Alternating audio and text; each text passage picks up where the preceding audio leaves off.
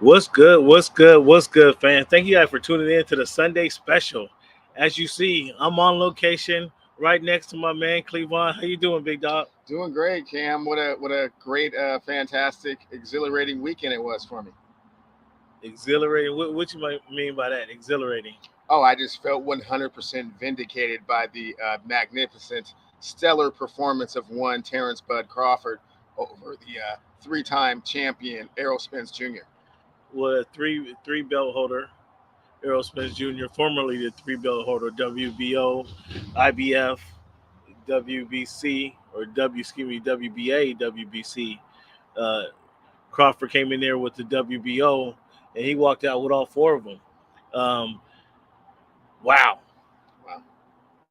wow. That's all I got to say. Out of vindication, man, you couldn't imagine that. You could not imagine what we saw last night that happened at the T-Mobile Arena in Las Vegas. You couldn't imagine the three belt holder in the welterweight division go down three different times in a fight. You could not have imagined that. Well, Cam and fans, as you recall, Oh, here we go. I did predict Bud Here Crawford we go. winning 10th round knockout. But no, in my wildest dreams, I could not have imagined such a masterful performance as what Bud Crawford put on. It was simply a clinic. As I look back to previous fights that I've seen that are similar to this, uh, it reminds me of Prince Nassim against Marquez. Oh, wow. It reminds me of Bernard Wow. Hopkins against Oscar De La Hoya. It just looks completely outclassed from the beginning to the very end. Thank goodness the ref had mercy on his soul and jumped in and stopped that Do you before think that they was an got early? to Do him. you think it was an early stoppage? Absolutely not. They really should have stopped it in the seventh, probably. But because he is a champion, and champions like to go out on the gurney, so to speak, he gave him a little bit more rope. He was still defending himself. He was still throwing punches, but that was not going to get any better, and the accumulation of blows was going to be detrimental to him. So you say it should have been stopped in the seventh, but why in the was it the between the fourth and the fifth round did the referee kind of ask, spin some questions, talk to him, and see if where his head was at? Yeah, he brought the ring doctor in.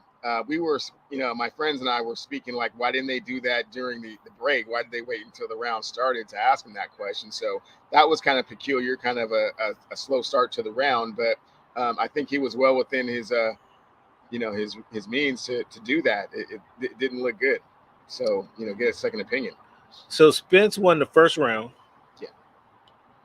I mean, it was still kind of close, but he threw the most punches. He landed the most punches. He won that first round. And then Crawford, who has a tendency to start off slow, who has shown a propensity, I should say, to start off slow in his fights and take a moment to download the rounds. He said in his post-fight interview that when Spence caught him, whether it was late in that first or early in the second, he caught him with a good shot that was right on the button, and it didn't phase him. He's like, "That's it, that's all." And from that moment on, that two things happened. Crawford confidence skyrocketed, and Spence's confidence may have plummeted a little bit because from that moment on, in the beginning of the second round, we saw Crawford hit him with a left. What was it? A left hook, then a right jab. It was a left hook tester, and then he caught him off balance and stuck him with a right jab that put him down for the first time. And Spence got up, knowing he was kind of off balance. He kind of caught him off balance there, kind of caught him. That's boxing. You want to catch your man off boxing. I mean, catch your man off balance and that take advantage of that, and that put him down. And he got up and kind of smiled, and always when you get caught with a good punch and they smile, that punch meant a little bit more than what it meant to the rest of us, right? So he went down there. Can you recall a moment since that first round that Spence showed any resiliency outside of getting back up from the fight? Any landed any good punches, landed any solid punches, caught Terence Crawford's attention? Can you remember any moments that he caught his attention? Sure. I mean, for me, after the flash knockdown, the start of round three, Errol came out as aggressive as he was for the entire fight, trying to kind of dictate the pace, force the issue a little bit. and was certainly as aggressive as he was for the entire fight, trying to kind of atone for that knockdown, for that flash knockdown, so to speak. Um, but that is kind of when Bud Crawford took the reins and basically showed that he was just superior from a skill perspective, and that Errol Spence really didn't have anything for him at that point. He kind of weathered like the best that Errol could, muster up, and that just wasn't going to be enough. So what one of one of Errol Spence, or excuse me, Terence Crawford's trainer said post fight is that they could see after that knockdown, that flash knockdown that you mentioned, Errol Spence was focused on kind of trying to get some get back, trying to get back in there and get at him now. And that's what happens to boxers when they try to force the issue, if you will. But now he's trying to come with some harder punches. And when you come with the harder punches, you have to rear back a little bit to get that oomph, to get that power in your punch, instead of just jabbing like you normally do. Now you're rearing back. Well, when he reared back, that was the time to capitalize. Crawford showed how magnificent he was. His speed was obviously more impressive, or I would say more impressive. His speed was better than Spence's speed was that night. Spence tried to say his timing was off for the whole night. Well, we know why your timing was off, because you was taking punches in your mouth. That'll throw off. That has a tendency to throw off your timing if you're getting punched in the mouth, right? That doesn't work as well. So he showed more power. Crawford did. His counter punching was exquisite. To me, what I saw is this. Again, Spence will try to rear back and throw that punch, and boom, before he can get that punch off, he getting socked in the mouth. So the counter punching was exquisite. His speed, his power. Spence was definitely the bigger, taller, supposedly stronger fighter. But there was a time I think it was in the second round before the knockdown, where they kind of came together, and Spence, I wouldn't say Spence tried to hug him or try to grab him, but they came together, and Crawford put the forearm to the chest. It was like get off me.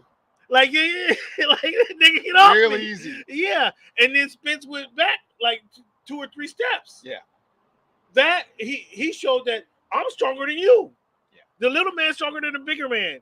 And again, mess with that psyche, mess with that mentality.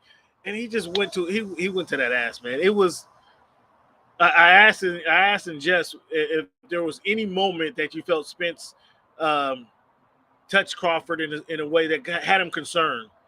Crawford said there wasn't a moment.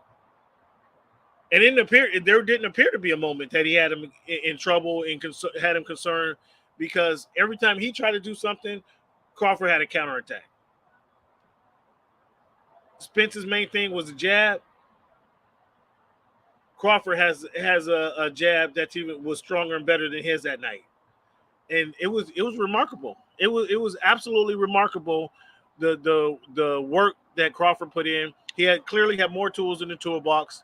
You have to know when to use the right tool in the toolbox, and that's what the 13 trainers that Terence Crawford has them prepared for, to have them ready for those moments. I'm gonna ask you a couple things in the that led up to the fight. Crawford talked about he had a message during the pre-fight weigh-in. Now he did kind of play into the back and forth with the families. I don't know. Did you see the weigh-in? The families are arguing with each other. Derek James, I felt, really got out of character when he started arguing with one of the guys in the crowd. He's like, "Are you a boxer? No, you're not a boxer. Why am I even talking to you?" Derek James is usually the cool, calm, and collected guy, and he started arguing with the fan. Spence says it wasn't his just somebody from Dallas, but he was talking pretty loud and boastful, and then kind of got Derek James out of character. That was unusual. But Crawford's message is like, every time we have black people come together, there's some kind of argument, disagreement, some kind of conflict. and it just ruins the party every time. You get a bunch of people together. Let's not have that. Let's stay cool, calm, collected. But then he did kind of get baited into an argument later on that day. Um, but his message, I asked him personally a couple of things. Would he expound on that message? And that's what he told me. Every time black folks get together, like we have a sense, we divide a little bit, and he wanted to see people unite and come together. Also, I asked him about he got shot in the back of the head, why he chose to stay in Omaha. I thought that was I wanted to know that, knowing his story.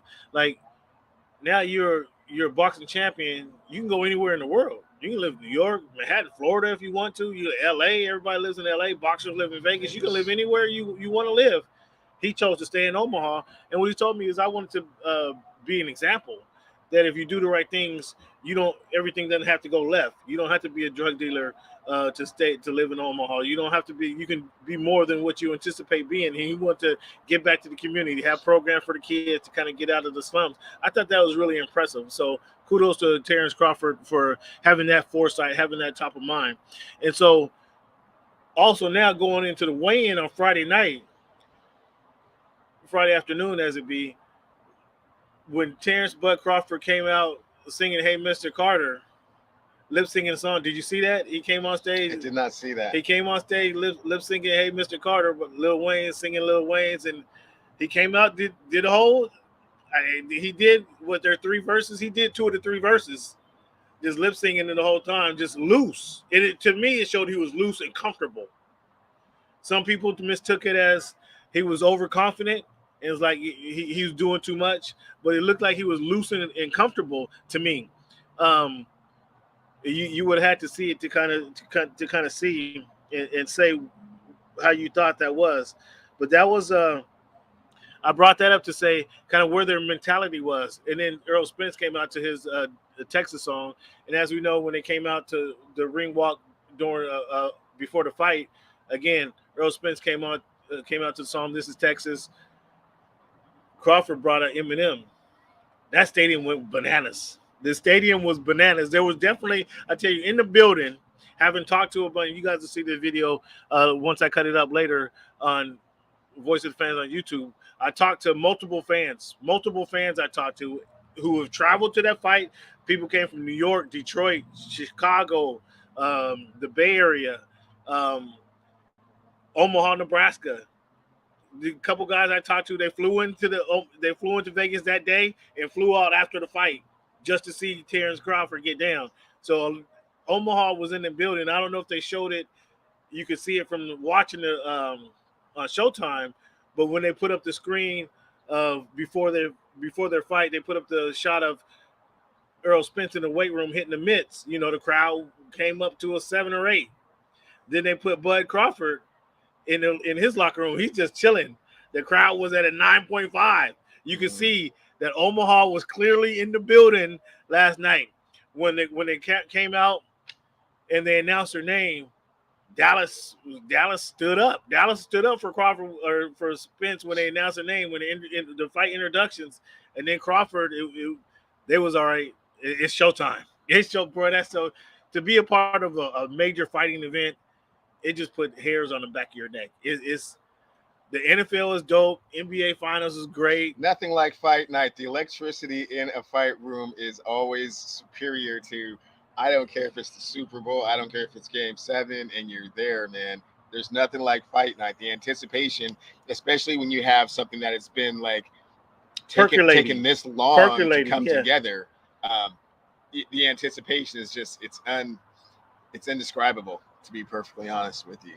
2 things about that walk-in. Number 1, Errol Spence needs to cut that dude and never have that dude do that ever again. Secondly, hopefully after this one, Bud and Eminem can talk and be friends a little bit longer, so that maybe Eminem can actually sing this song on the way in. It almost seemed like Bud Crawford had enough cash to introduce him, but not enough cash to actually do the song on the walk. This is a shot. Take a look at it. You're right, Eminem. But why did you choose Eminem's song? Why did you choose that song? Maybe that's just always been his anthem. Maybe he kind of can relate to that. Oh, but Crawford get into it. That's how he came out to the weigh-in. That's how he came to the weigh-in. I'm telling you, he was fired up, dog. But why did you choose that song? We had if I remember correctly, we actually did a bracket, right? Didn't we do a bracket of top hip hop songs? Did we do a bracket of top hip hop songs? We did. I don't recall the overall. Of course, y'all. Of course, he got to recall the overall winner. Of course, he got to go. Refresh my memory. What was the overall winner? It just happened to be the same song that he walked out to. Okay. That resonates. You gotta lose yourself. That resonates with a lot of. You gotta lose yourself. It won an Academy Award. I mean, the song is a great song. I just thought it was funny that Eminem could say this is my boy Bud Crawford, and then for his own song didn't sing the song. Did that seem kind of weird at the fight? Okay. No, he called and said, "Introduce me." He didn't pay him to perform the song. That's what I'm saying. He didn't pay him to perform the song. It almost seemed like he was a little too late. A little too late in the wallet to actually have him do the song. Well, I don't need to. We can record. Yeah. We can play. Yeah, we don't need you. We don't need you to sing the next fight. Now that I'm a two-time, 4-belt holder, would you mind singing the song for me and take it out of Errol's chunk of the verse? So let's talk about what was actually online for this fight. What was actually online for this fight? This was the first time in the 4-belt era since 1988 that we had undefeated champions fight get into the ring. That's what was online for last night. It made this such a monumental fight.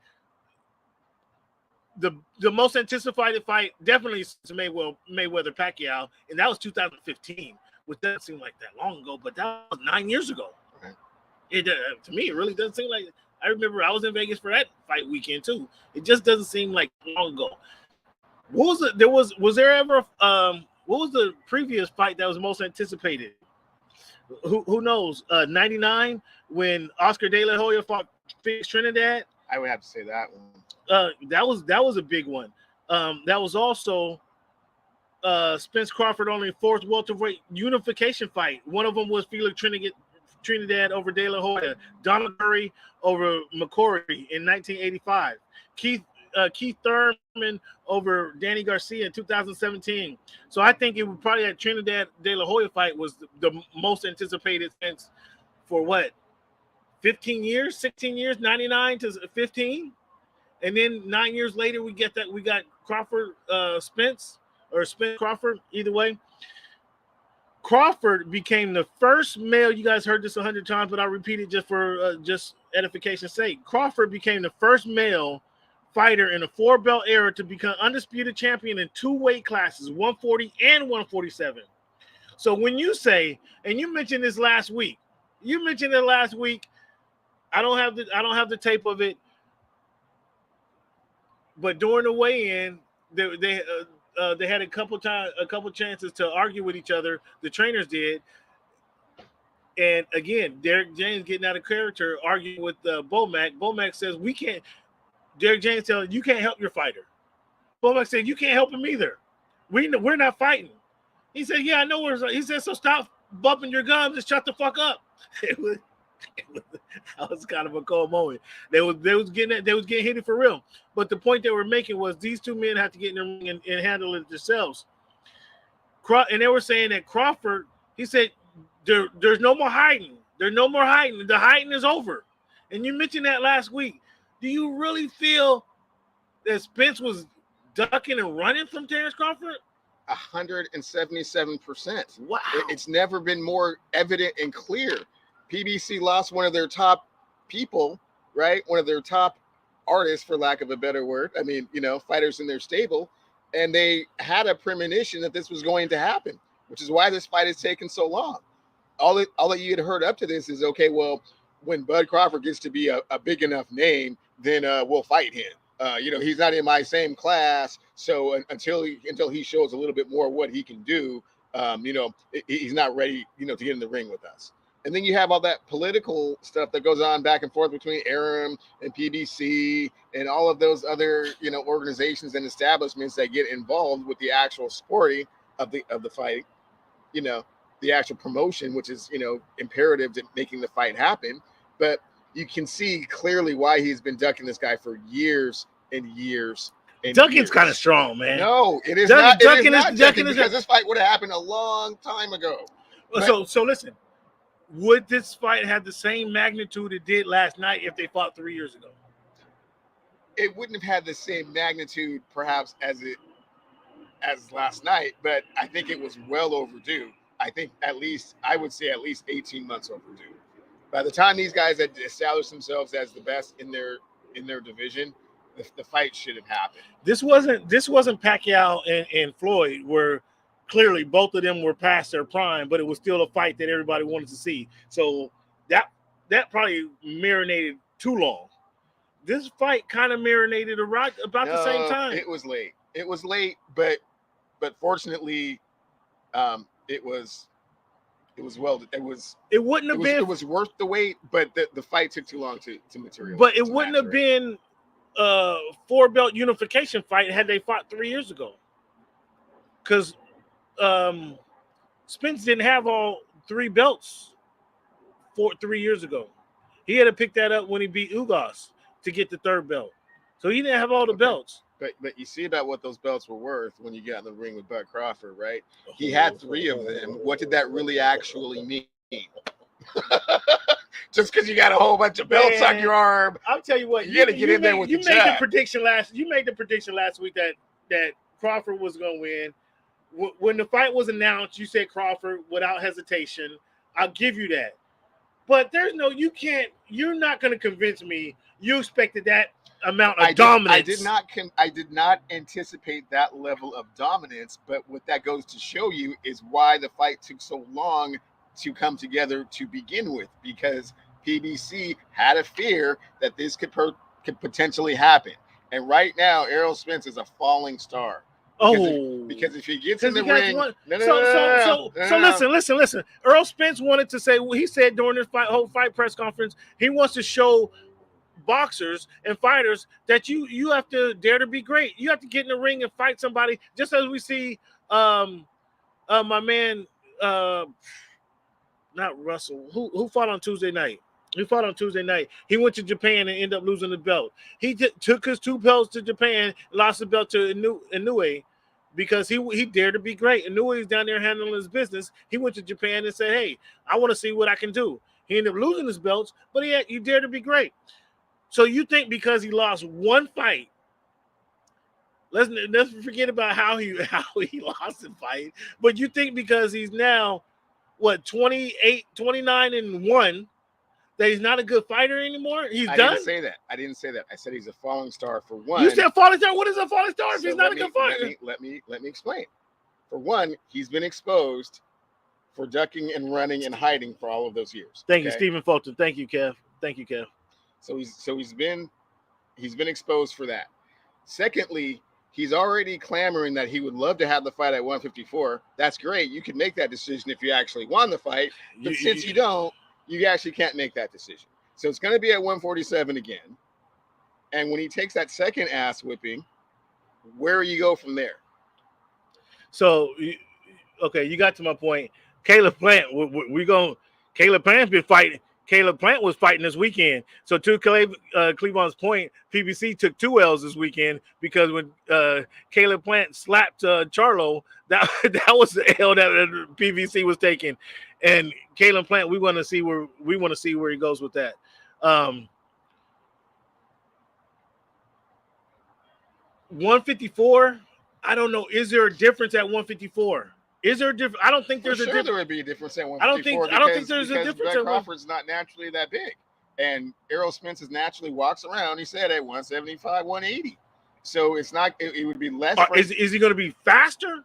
Well, first and foremost, he's not. They're not going to fight at 154 because he doesn't have any leverage to do that. Well, yeah, it's up to the champion, the winner, and he said, yeah, it's going to be. It has to be at 147. So That already goes to show you that maybe he was having a little bit of trouble making weight more than he wanted to let on.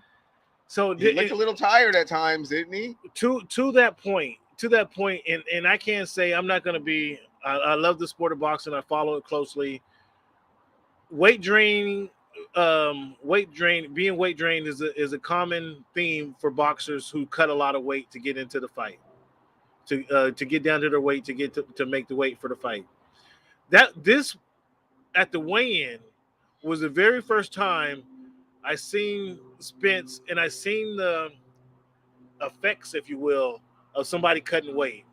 He didn't look as healthy in the face. Like he looked kind of skinny, and like I don't want to say sick, and I'm not a doctor. And again, I don't look. I don't look at this. Right? I don't look. That was the first time I noticed that weight draining might impact a boxer. But I can't say after that was on Friday. He didn't complain about it. He said he gets paid too much to complain about cutting weight. But after Friday, he can go back and eat and come in. Obviously, there wasn't who had the clause where, that was Canelo, where we have to weigh in again at 10 a.m. the next day before the fight. Before you blow up 15 pounds on me, and all of a sudden you're at 180 fight night. Canelo had that one. So there wise. Very wise to do that. That was pretty slick. So he was able to kind of gain and pick up some weight. So how much did that impact you though? It shouldn't have, because like you said, he held 3 belts at that weight. So it's not like this was the first time he'd ever done it. And this is for like the biggest fight of his career.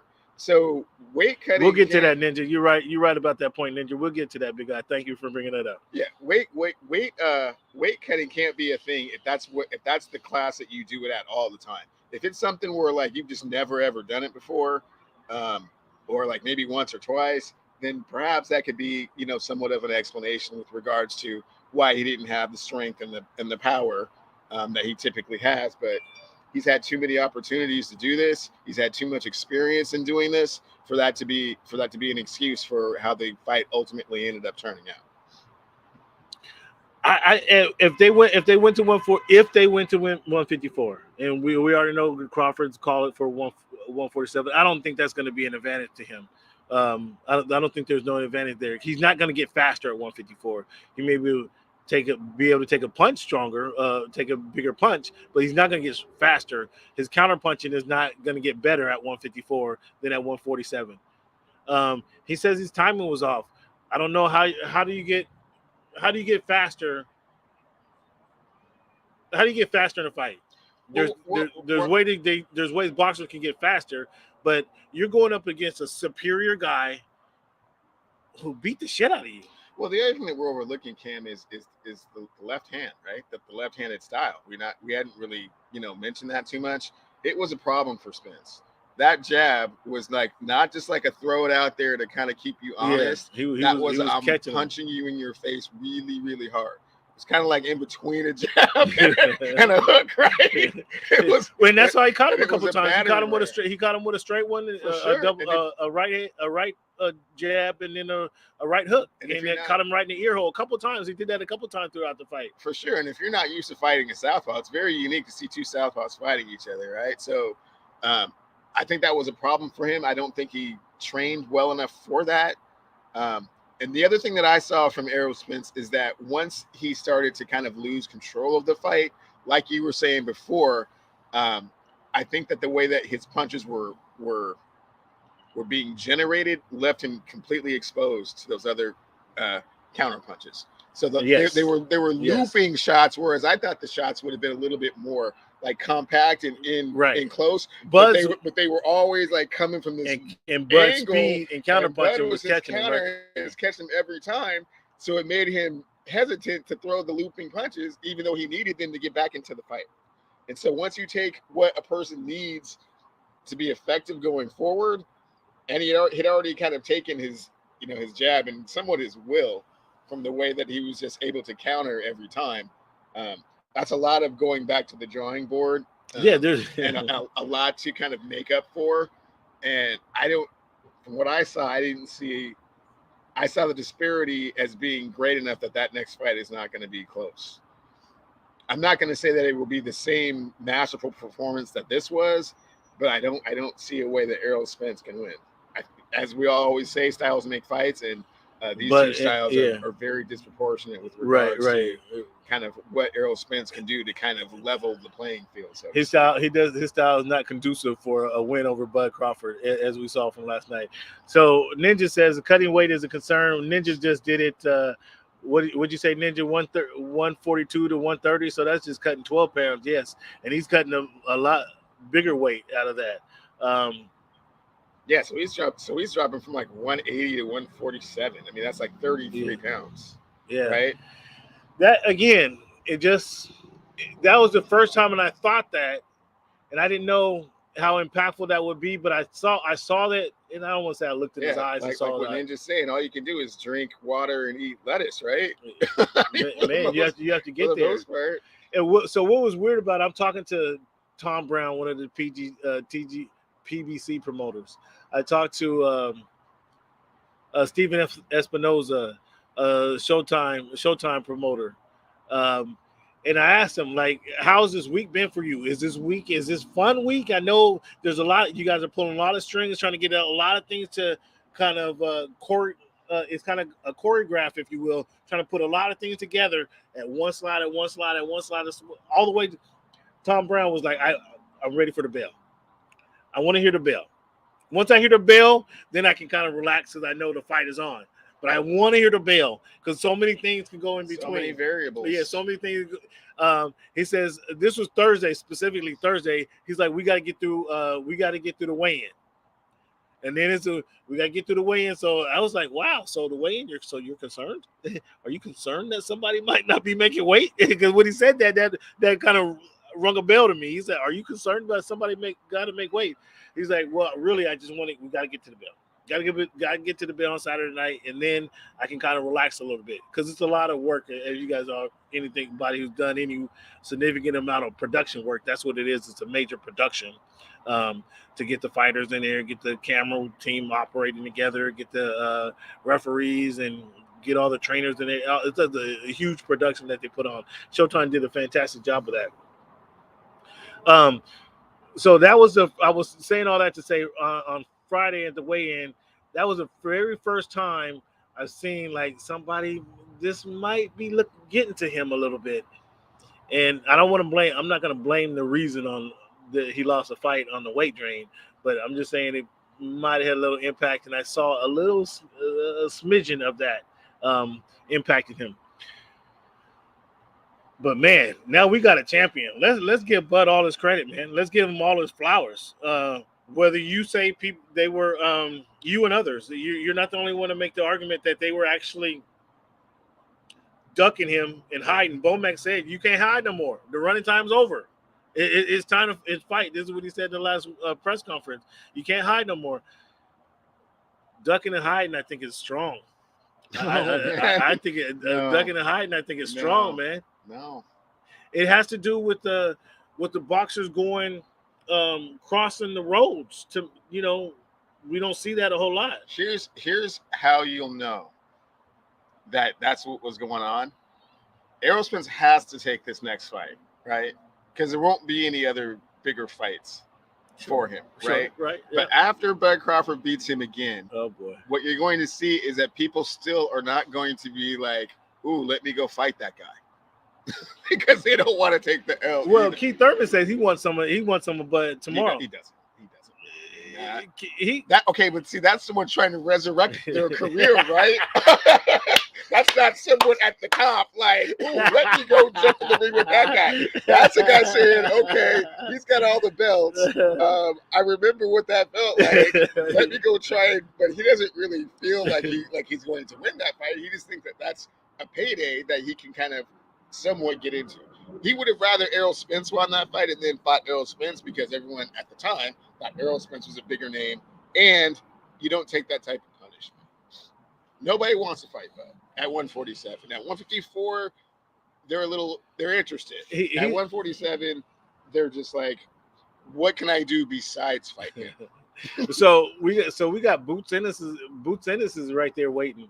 What do you think? Boots is a young boxer. So if Crawford and Spence took 3 years to maturate to get to this point, you think Ennis is in the conversation? Ennis has an interim It's got to belt. be Tank, right? No, Tank is 140. He's got to come up.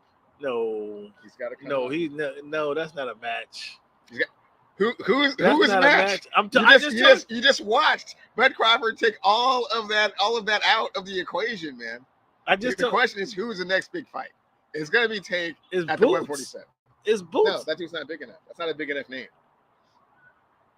Clearly not a big enough name. So now you're just looking for a big name. You're looking for a big name and big payday. Yeah, I mean, you want to fight the best of the best. I mean, Boots is not the best of the best, man. There's not another boxer. Boots is the next level under Spence Crawford. Whoever wins, I mean, they're going for the rematch. So I said this months ago that they would, if they had a trilogy, Boots is going to have to not fight, but just kind of sit out on the sideline and fight some other guys just to stay active. Well, how about this, man? Can we get Boots and Thurman before, or oh my goodness, can we get Boots and Thurman? The winner of that can fight Bud in April. I don't know. Since this one's going down in December, can we do it like that? I don't know that. That's a fight. What do we got here? Charlo versus Bud for undisputed 54. That's interesting. There's some talk there, and there's some talk there, and that was mentioned. That was actually mentioned last night. But I don't know that Bud's running away from 147. I don't think so. I mean, I think he feels incredibly comfortable at this weight. He's at 7 straight knockouts at welterweight. So look at the Ninja. You got Tank at the best of the game right now. Okay, well then, Tank, come on, come on up, come on, or make some type of session where you meet in the middle. He's willing to do that. Catch weight. The catch weight. There's a catch weight. And then 461. So you lost some money there. Yeah, that was almost. I mean, he could have had him there. I don't know about Tank right now. Come on, we just saw. There's no way Tank hasn't done dismounting an opponent. He's knocking some guys out. He knocked Rolly out. He knocked out Mario Barrios. He's knocked some cats out, but he hasn't demolished a boxer at the level of Errol Spence was. However you want to say. Very true. But again, when you look at the landscape, there's only a few people, number one, that would be willing to get in the ring with Bud, unless they're just like on a suicide mission like one time. Suicide mission. Yeah. He doesn't want to fight his guy, Shakur, right? So that fight's never happened. Oh, I disagree with that one. I disagree with there Ninja again. I disagree with you. Tank versus Shakur.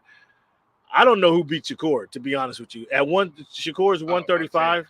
Well, he's not coming up, is he? Yeah, I don't think that's why Tank kind of left the division. Tank didn't want to fight a Shakur Stevenson.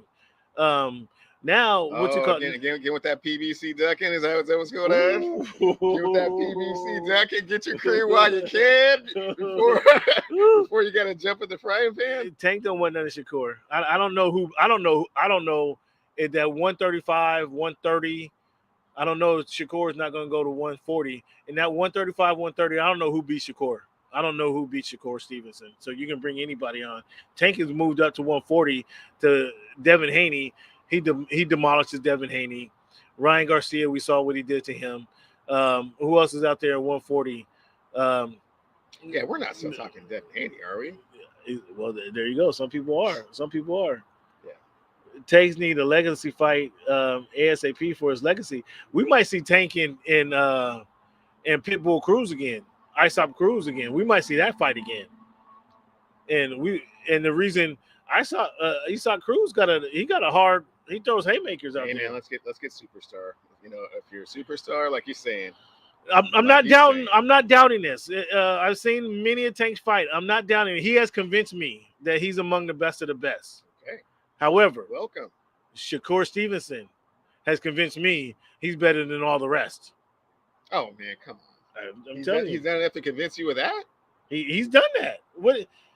His speed, his ability to counterpunch, his ability to hit and not be hit, like that. He's untouchable in that regard. So he's convinced. He's convinced me. Yes, Tank is a dog. I just don't think he can compete with. He needs a legacy fight. What is a legacy fight? What would be a legacy fight for you? It's not Kev. What you say? What would be a legacy fight? It would be good. Nah, but Because he's not ready. He's not ready. Shakur's not a legacy fight. It's a good fight. Tank versus Shakur, T.O. I would like to see Tank and T.O. I would like Tank to end T.O.'s career personally. I would like to see that.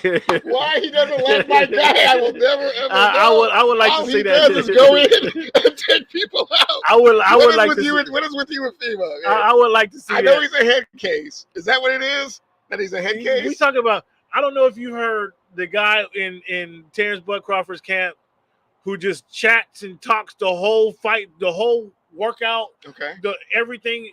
Last night, once they gave him the new belt, this is the new belt. This is it. This is what he's been waiting for. You guys need to praise him. Bow down to your knees and praise this guy. Listen, T.O. is talk, babble. How is he? Babble. That's all the FEMO does is babble. He went in there and got washed by Cambosos. One time. What did he do? What did he do to Loma before that? When the chips were up, and what did he do in the fight after that? When the chip and the fight after that, what did he do? Loma, there's questionable. People argue if he actually beat Loma. Oh, he beat Loma. Is people actually that last fight? People actually who against Josh Taylor? I mean, he come took on. The belts, right? I mean, come on. And he's Regis Prograis and Devin Haney. That's a snoozer. That's a snoozer. Take your girlfriend. Hey, boxing fans, take your girlfriends out. Let your girlfriend know Devin Haney is fighting Regis Prograis on that weekend. Let them know that fight's a big fight, and you're willing to sacrifice. He's saying Taylor, and then he's saying Prograis against Russell, right? No, he's saying give me Tank versus either one of those guys. Is what he's saying. Gotcha. But I'm saying Devin Haney, and this fight is already on the books. Haney versus Regis Prograis. Let your girlfriends know. That's like week 13 in the NFL. There's not really when you get Cincinnati and Houston, and you got the Jets playing Cardinals. The Tennessee, the Cardinals. That's that weekend where you let them know there's a big game on. They won't know what level this game is. Just let them know there's a big game on, and baby, we're going out tonight. You're gonna get some points when you say let's go out to dinner tonight, knowing there's a big fight on. Oh, baby, you know I missed a fight. Because that's going to be a snoozer. You don't waste your money on that fight for sure. It won't be pay-per-view. It'll probably be on ESPN at 3:00 in the afternoon because nobody's going to want to see that fight for sure. That's a snoozer. So out of these, Tank versus Shakur, it's a good one. Tank, Devin, whatever. Josh Taylor, I want to see Tank shut T.O. up. That would be a good fight. That would be a good fight. Good looking out, Kev. That would be a good one. Come on. Why are we going to give Fury and Ngannou anything? Why are we going to give that any life? I mean, Ngannou's a wrestler. The UFC record against the boxers has not been favorable. He's a boxer. And Tyson Fury is, he's the lineal champ. So didn't Regis lose his last fight? Not on the scorecards, but didn't essentially he lost that last fight. I don't know. Regis, they're gonna fight. He's gonna fight Haney, and again, that one's for not an interim belt, but that's one to get in the mix. The loser is gonna be washing dishes somewhere, because neither one of the guys. If you lose to Haney, loses to Prograis loses to Haney, like they're really like, who are you? In my opinion. In my opinion, we'll see. I thought Prograis lost his last fight. Correct me where I'm wrong. Ninja jumping on your tip, Kev. But I appreciate you guys with your feedback. I appreciate you guys with your. I don't think that Ngannou fight is worth talking about. I can't give it a lot of energy. I mean, just from the perspective that anything can happen in the ring, and can obviously one punch can change everything, and Ngannou certainly has the power to one punch somebody. But again, he's very used to fighting with those little gloves on. It's quite a transition when you fight with the bigger ounce gloves, and in addition, he's used to kind of having to guard against other things as opposed to just technical ring generalship, which Tyson Fury has, and for a heavyweight better than anyone. You saw the way he's ruined Deontay Wilder's career, and the way those other English fighters have kind of been ducking him, so to speak. Joshua, et cetera, et cetera. So potentially it could be something, but I really anticipate it being fairly lopsided with regards to the guy trying to box for 12 rounds. It's a long time to do it. Plus, UFC fights you are can't go. much You can't go to shorter. the game. You can't go to the ground at all. There's Yeah. no threat going to the ground. So I don't know. I mean, much respect to Ngannou for going up there and taking a few dollars to make this fight happen. It's going to be an entertaining spectacle. I don't expect that to be much of anything, as you mentioned. What else you got to say about Cleveland? Do you want to talk about Shohei, or you want to say Shohei for another day? I guess say Shohei for another day. Let's continue with the euphoria of the night and kind of what's carried on and what's transpired, and kind of how the boxing schedule is going to have to lay out now. PBC's gonna have to pull that curtain back, and lose some assets. They retained him and held on to him till they maturated, but now they're gonna have to sell. Now they're gonna have to sell and find some others because it's looking like fool's gold out there right now for the PBC camp. Well, Terence Crawford does have I think he signed a three fight deal with PBC. So that's great. I mean, he's locked in. Now. He's their one, but they're going to have to give up all of their other assets in order to keep that one. And Tank being the next one that's going to have to drop. Yeah. Well, no, Tank be able to. He just mentioned Tank can fight Shakur. If we see they have to cross roads again to make that fight happen. Vince is going to have to fight Bud. Who? Vince is going to have to fight Bud. It's just going to have to happen. Who's going to Tank him, Bud? Yeah. No, stop it. He's going to have to come up to 147. No, it's not a match. It's not a match. Or catchweight. That's not a match. That's if they have nothing else to do. If they could potentially be undefeated champions with no one else really left to fight but each other. Man, I don't know that they're doing anything. So what we got here in my fight wish list for the second half of the year better be of that. I mean, we should have seen that this year already. That we should have seen better Vias versus Vidal already. Fury versus Usyk. Usyk has another fight coming up with Joshua, doesn't he? Is it Dylan White? Excuse me. Usyk is fighting somebody else right now. So Fury and Usyk is gonna have to wait. Canelo's talking about ducking. Oh, yeah. You talking about ducking. Oh, for sure. Canelo's ducking. He's ducking Benavidez. He's been doing this for at least 3 years. At least that's been 3 years talking about ducking. Andreas versus Plant. We might see Plant versus Charlo after that incident over the weekend. I don't know how that's going to work out actually in the ring fighting when the guys are trained for you, Caleb Plant. But that might be that might not go as a video went over the weekend. I don't know. Did you see the video of Charlo's getting smacked by Plant? I did not see that. You got to see that video. And then also the Charlo's wives going at it. It's kind of hysterical. Might as well get them in the ring for there's some more PVC fighters that they can pull out the rear work, get the girls fighting because they was throwing down. It's crazy. Yeah, man. Where does Crawford go from here? You saying Tank is the only guy on his list? Only guy worth fighting? You want to see him in the ring with? If once he does a rematch at 147 and we expect it to not be a whole lot different. As dominant, but again, a very lopsided victory. Yeah. I don't think that he wants to I don't think he wants to step up to 154 right just yet. I think there's still why would he? Some unsolved or not unsolved, but some unfinished business at 147, and then eventually he'll have to go up to 154. But yeah, those little dudes gonna have to come down for a minute. Or I'm sorry, gonna have to go up for a minute. It's gonna have to be Tank. Now everybody can't just jump 2 weight classes, man. So you got to get that. You can't get that out your head. So Tank's not fighting at 140. He's at 140. Okay. Yes. So that's just 1 weight. It's not 2. Okay. Well, he started at 126, moved to 130, then 135, and that's where he asserted his dominance at 135, and chose to move up to 140. So it's not like moving. He's a 135, I think. I mean, the dude's only 5'6". It just has punching power. Well, if it's not going to be Tank, then I guess we'll just be waiting around because one-time Thurman, I'm not. Yeah, that doesn't move the needle either. No. That doesn't move the either. Caleb Plant. Caleb Plant. He's steady. I mean, he has a great story. He says easily champion at 154. Really? What? Huh. Well, yeah. Once Mel vacates, I mean, I don't know that he's 160. I don't know that he's a. You don't have to be 160. I feel you on that, Kev, but I don't know. 154. I think he's still probably the best at that weight class, but not nearly as dominant as 147. We'll see. We'll see.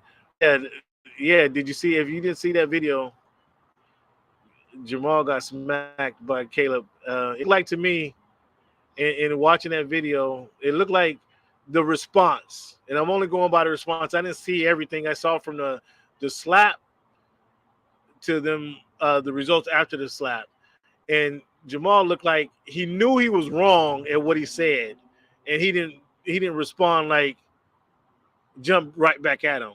So that was interesting. That was very interesting. I don't know what was said. Something about grabbing his face or touching his face. I don't know what transpired, but he got slapped, and he responded like just grabbing his jaw, like okay, I'll take that one, and I'll see you, and we'll see each other soon. It wasn't immediately jump back and respond. So in Cam, in light of the way Bud Crawford dismantled Errol Spence, and you see what happens when you get the opportunity to duck people, does this encourage other fighters to duck one another, knowing that they could run into something like Bud Crawford, and that's what they've been avoiding this whole time? So it just gives them more incentive to avoid fighters?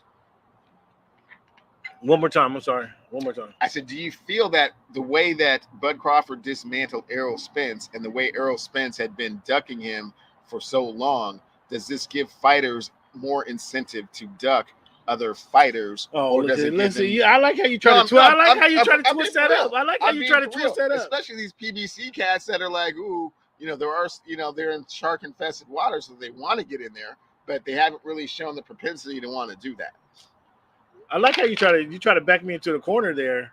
You try to back me into the corner, like I'm not agreeing that they're ducking. That's not. I'm not agreeing that they're ducking. No, that's already been established, Cam. I'm just kind of saying, does that feed into the ducking profile of these fighters? No, again, I will say, and I'll go back to this, and Errol Spence said that.